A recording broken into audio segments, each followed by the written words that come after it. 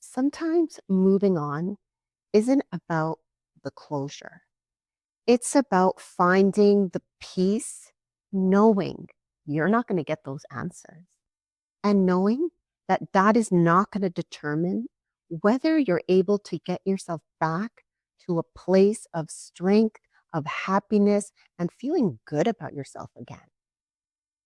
And so it's an inside job to move on.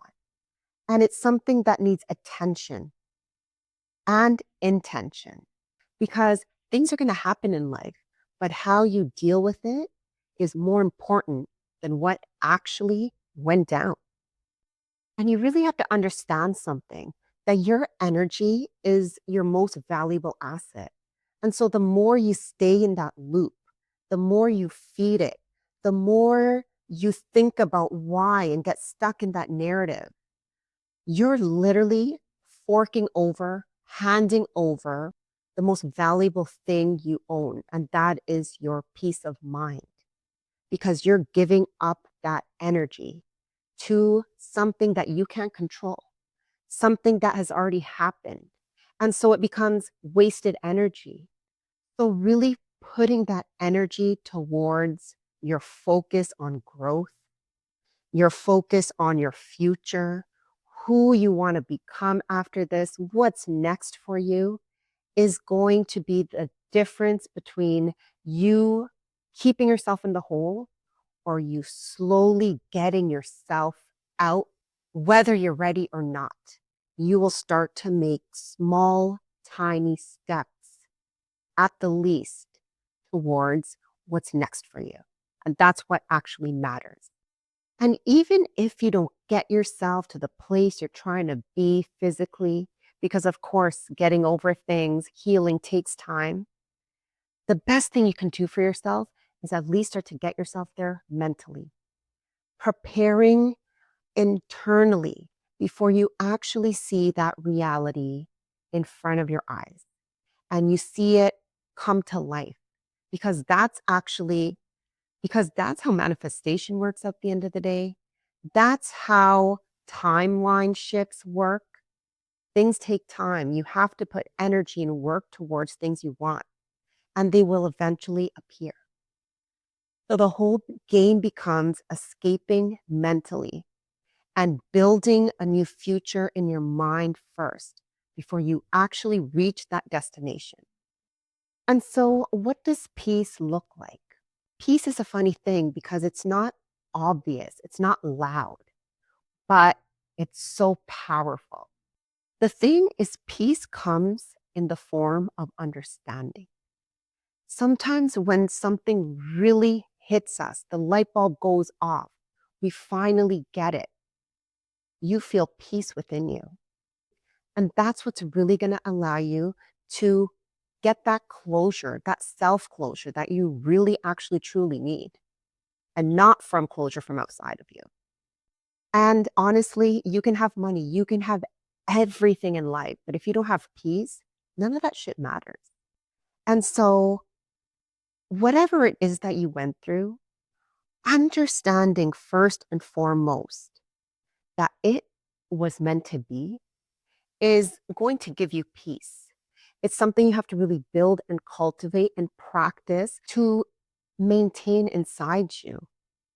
It's like you have to constantly remind yourself why the situation wasn't for you anyway and why it wasn't meant to be. Letting go because you know it wasn't aligned with you, who you are, where you're trying to go in life.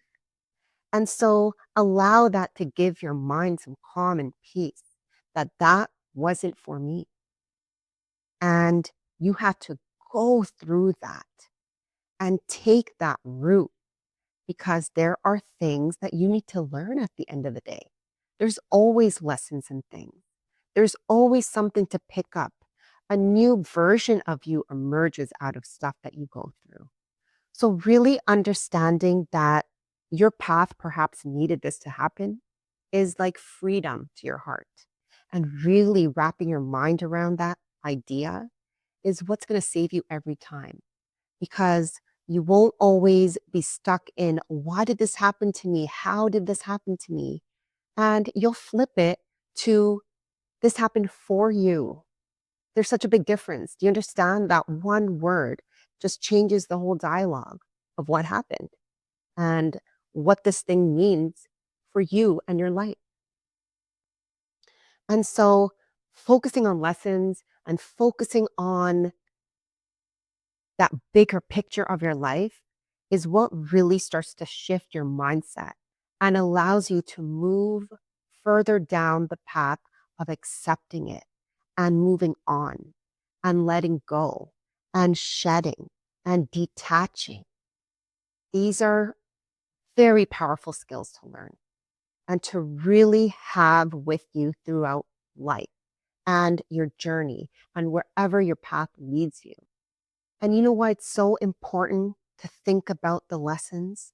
Because if you don't get the memo and if it doesn't register, it's going to repeat. And you know that.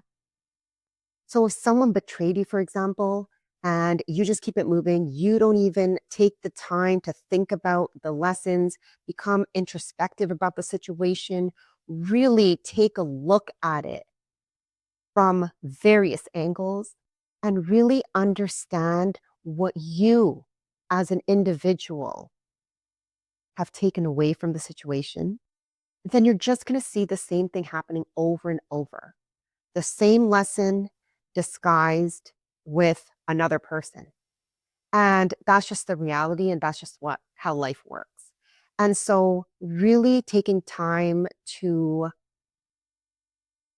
dissect the situation and not let it just pile up and sit there because one day in the future that thing will erupt.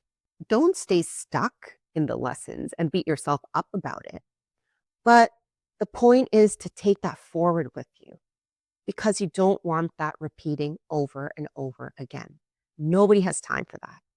And so do that inner work, take that time, and really, whether it's the next relationship, the next job, whatever it is, you'll be able to find something more aligned with you, or at least recognize it because you took the time to do that inner work.